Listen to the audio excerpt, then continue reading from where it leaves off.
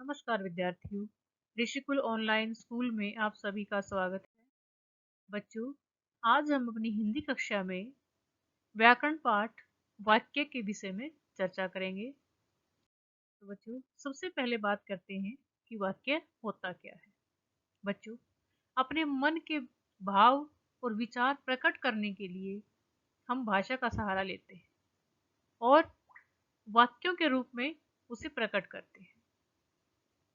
कभी कभी कुछ शब्दों से ही काम चला लेते हैं, लेकिन हमेशा तो ऐसा नहीं कर सकते। उसके लिए हमें वाक्यों की जरूरत पड़ती है और ये वाक्य शब्दों के मेल से बनते हैं। और बच्चों, वाक्य अपने अंदर एक अर्थ छिपाए रहते हैं, कुछ ना कुछ अर्थ उनके अंदर छिपा रहता है।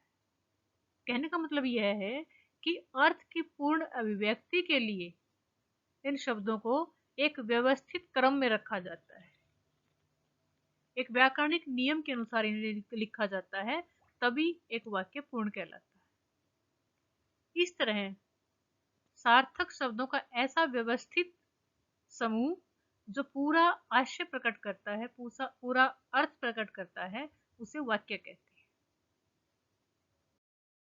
तो बच्चों, एक सार्थक वाक्य कब होता है? एक सार्थक वाक्य तब होता है जब उसमें शब्दों या पदों का मेल होता हो,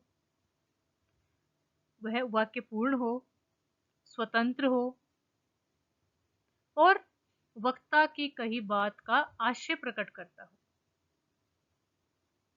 इसके अतिरिक्त उसमें शब्दों को निश्चित क्रम में रखा हो। हिंदी में वाक्यों का जो पदक्रम होता है वह कर्ता, कर्म और क्रिया इस प्रकार होता है। तो जो वाक्य है वो इसी के अनुसार लगा हुआ होना चाहिए। तो बात करते हैं वाक्य की परिभाषा की। तो बच्चों, शब्दों का सार्थक समूह जो व्यवस्थित क्रम में, व्यवस्थित क्रम मतलब कर्ता, कर्म और क्रिया के अनुसार लगा हो और वक्ता के आशय को स्पष्ट करता हो, उसे वाक्य कहते हैं। अर्थात जो कहने वाले की बात का संपूर्ण अर्थ प्रकट करता हो।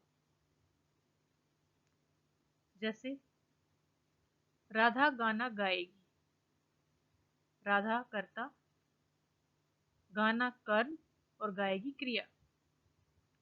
और इसका ये सार्थक भी है क्योंकि इसका अर्थ समझ आता है पूरा। दूसरा देखिए, मोहन आगरा जा रहा है। ठीक वैसे ही कर्ता, कर्म और क्रिया और उसके अतिरिक्त यह है सार्थक भी है। तो बच्चों, इस प्रकार वाक्य जो है शब्दों का ऐसा व्यवस्थित समूह जो सार्थक हो, वह वाक्य कहलाता है। अब बात करते हैं बेटा वाक्य के अंग। बच्चों, वाक्य के दो अंग होते हैं, नंबर एक उद्देश्य और नंबर दो विधेय। उद्देश्य वाक्य के कर्ता को कहते हैं या कर्ता का विस्तार हो सकता है। जैसे राम ने रावण को मारा। राम कर्ता है, ने कर्ता का विस्तार है और रावण को मारा ये विधेय है। मतलब जो कर्ता है वह उद्देश्य और उसके साथ जो ने शब्द है ये कर्ता का विस्तार है और जो बाकी बचा वे विधेय है। तो अब बात करते हैं विधेय के बारे में। कर्ता के विषय में जो कुछ कहा जाए उसे विधेय कहते हैं, अथवा कर्ता के विस्तार के बाद जो कुछ शेष बचता है वह विधेय कहलाता है। जैसे राम ने रावण को मारा। तो देखिए, राम कर्ता, ने कर्ता का विस्तार और रावण को मारा ये विधेय।